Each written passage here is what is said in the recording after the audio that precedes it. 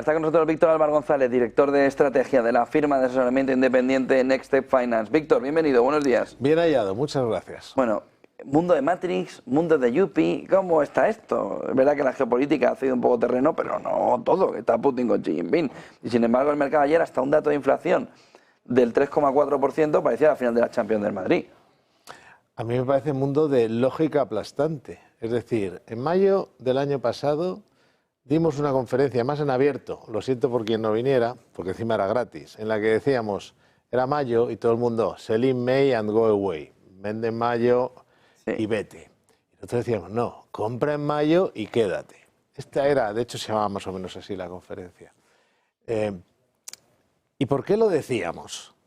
A ver, ¿cómo puedes estar fuera de la renta variable, de la bolsa de las empresas, cuando llega una revolución al alza en la productividad de todo el sistema empresarial? Vamos a ver, los ordenadores, ¿qué hicieron los mercados? ¿Qué hizo la economía cuando primero fueron los microprocesadores que dieron lugar a la llegada del PC, del ordenador personal? ¿Y qué ocurrió? Que se disparó la productividad de las empresas gracias a los ordenadores personales. Esto es mucho más que un ordenador, esto es un asistente. Es como si tuvieras un becario o un asistente junior o un empleado junior, en cuanto digamos nivel de a lo mejor de conocimientos, probablemente más, pero con una capacidad de trabajo infinita, con una capacidad de manejos de datos infinita para hacer todas las tareas repetitivas, etcétera, y además quitárselo a los becarios, que los hombres, que las personas, que los hombres, las mujeres, los seres humanos, hagan lo que hacen mejor que las máquinas. Lo que va a costar mucho a la inteligencia artificial es sustituir la inteligencia emocional, la inteligencia de la empatía, la inteligencia de la simpatía, la inteligencia del networking personal, de las relaciones públicas, de la mano izquierda con los clientes, del colmillo comercial. Pero en cambio, para todo lo demás, va a suponer una ayuda tan impresionante que la productividad de cada trabajador se va a multiplicar, va a producir mucho más producto o servicio, mira los robots, pero también servicios en el mismo tiempo con un coste incluso menor. Y eso no va a ser solo digamos, en las empresas tecnológicas, esos son los fabricantes del software, del hardware, etcétera. No, va a ser en todo el sistema empresarial. Y por eso nosotros decíamos, ¿cómo puedes estar fuera del mercado de las empresas, del S&P 500, del Nasdaq, de muchos otros sectores que se van a beneficiar justo cuando empieza esa revolución? Y bueno, el tiempo nos ha dado la razón y no hemos hecho más que empezar, porque piensa que además los algoritmos de inteligencia artificial que estamos viendo actualmente son el equivalente a aquellos ordenadores personales que eran así de grandes cuando todavía tú no habías empezado a trabajar y yo era un becario que había que utilizar un disquete de estos blanditos. Pues más o menos pero ya tenía mi 286 entonces. Bueno, pues entonces entiendes de lo que habla aquí el boomer, ¿no? Que se te caía el disco duro, no, el disco, no el disquete pequeño, sino te acuerdas que había uno más grande y se perdían todos los datos. Sí, aquello era una locura. Era un desastre. Pues fíjate, más o menos por situación relativa, no, los algoritmos de inteligencia artificial actuales, los robots actuales vienen a ser el equivalente a aquello. Fíjate si tienen capacidad de crecimiento. Y encima añades, esto es más prosaico, pero es importante, añades que es que el mercado pasó de decir los tipos de interés van a bajar 6 veces a no bajar ninguna. El mercado es maníaco, depresivo o bipolar, como se dice ahora. Entonces se ha equilibrado. Han dicho, bueno, que la inflación cuesta que baje, pero tiende a la baja. Un dato, y con esto acabo, pero es un dato muy importante. Si tú quitas los alquileres del IPC norteamericano, del IPC, lo que llaman shelter, que es vivienda y alquileres, pero es sobre todo los alquileres, primero porque la vivienda ya está parando y segundo porque, digamos, pesa mucho más, para no enrollarme. Entonces, si tú lo quitas, ya estaríamos hablando, en la inflación americana ya se estaría moviendo en el 2,1, creo, 2,1%. Fíjate, o sea que es un problema ya solo del precio de los alquileres. Si eso cambia, y acabará cambiando, pues oferta y demanda, pues entonces ya estaremos cerca de esos objetivos. Y el mercado se ha dado cuenta que ni era el optimismo de antes, que era un poco eufórico y loco, ni es tampoco ese pesimismo que hemos visto hace nada, hace unas semanas, en los cuales se decía, ya nunca va a bajar la inflación, ya nunca van a bajar los tipos de interés. Mucho cuidado con ese tipo de datos y no relatos, que decimos nosotros siempre. Solo un pequeño inciso. ¿Creéis que va a bajar los tipos de interés este año o que no va a haber bajada? Yo creo que sí. ¿Cuándo? Nosotros pensamos que puede haber... ¿Antes de verano o después de verano? No te preciso tanto. No, no puedo. Yo sí me atrevo a decir que este año, antes de fin de año, se producirá alguna bajada de tipos de interés, lo que no sabemos, porque no sabemos exacta. Lo decimos porque pensamos que la inflación se va a seguir. Para bajar los tipos de interés, la FED tiene que ver que bajamos de una inflación del 3%. Y eso es relativamente fácil. Debería estar en el 2, ¿eh? Más que en el 3. Sí, pero él lo ha dicho y es como ellos funcionan. Cuando ellos ven que ya toma la dirección del 2%, esas son las palabras de ellos y así funcionan. Es decir, ellos cuando esté en el 2 no te puedes poner a bajar los tipos. Si te pones a bajar los tipos cuando esté en el 2, que será por algo. Ya tienes un componente deflacionario brutal. Y un problema en el empleo. Claro, pero fíjate en este gráfico de Bloomberg.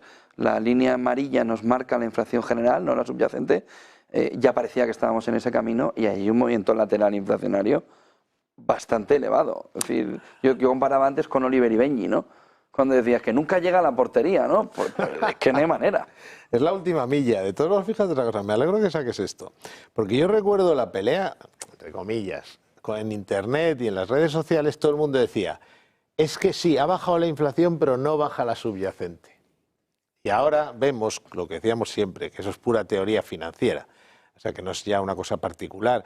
Es que la inflación, al final, la inflación subyacente, me refiero, acaba contagiándose de la general, al alza y a la baja, solo que va mucho más rápido a la general porque está la gasolina, los alimentos, etcétera, y al final tiende a la baja. Yo no digo que eso vaya a ser fácil, esa última milla, pero insisto, un tercio de eso son los alquileres. Vamos, de hecho el 35%, yo creo ya, 35% de alquileres. También mucho ha sido los seguros de los coches, que no entiendo, no creo que puedan subir eternamente un 20 y tantos %. O sea, supongo que llegará alguna empresa que diga, pues voy a competir, ¿no? Entonces, entre una cosa y otra, más difícil los alquileres, fíjate, pero si tú quitas alquileres, y en los alquileres hay una cosa que se llama, primero los alquileres van con retraso. No me quiero tampoco entrar en muchos detalles para no aburrir y no complicar, pero para entendernos, las cifras oficiales norteamericanas son en general bastante malas, muy anticuadas.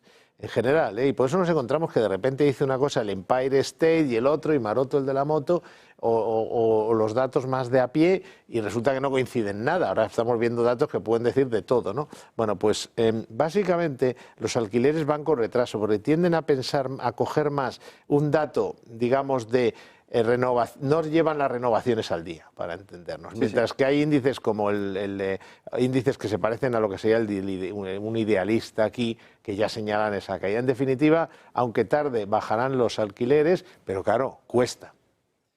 Vemos nuevos máximos, y nuevos máximos, y nuevos máximos, y nuevos máximos, y ahí me puedo pasar 21 veces, ¿no? Nuevos máximos y nuevos máximos. ¿Cuáles son las condiciones necesarias para sacarle el mayor partido a un escenario como este de máximo, máximo, máximo, máximo, máximo?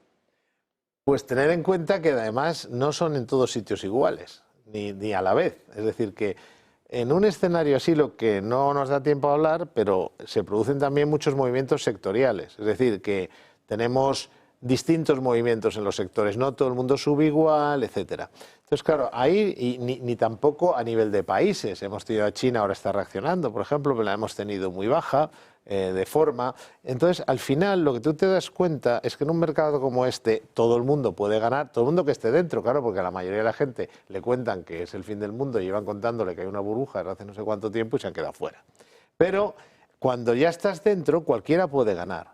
El que de verdad gana es el que tiene acceso a todo tipo de activos, sectores y países. Porque te pongo un ejemplo, muchos bancos no tienen fondos referenciados al Nasdaq 100, están fuera del núcleo de la inteligencia artificial. Muchos, te digo, casi todos los bancos españoles, por supuesto en producto propio e incluso en productos de tercero. Por lo tanto, tienes que tener una muy buena plataforma en la cual puedes acceder a todo tipo de activos, sectores y países, igual en renta fija, etcétera.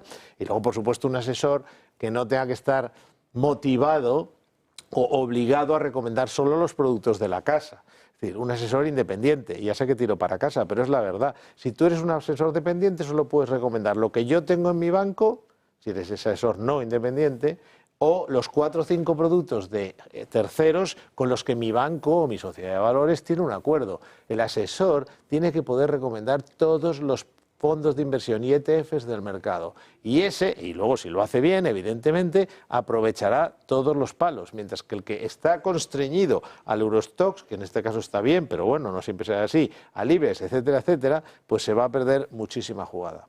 Es decir, amplitud.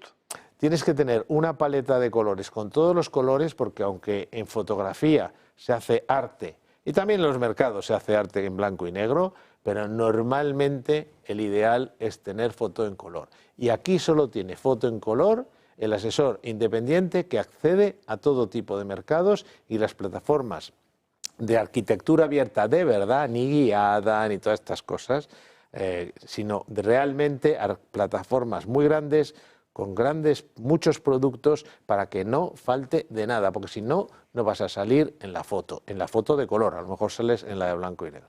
Muchas gracias, Víctor Almar González. Buen día y buen negocio. Muchas gracias a vosotros.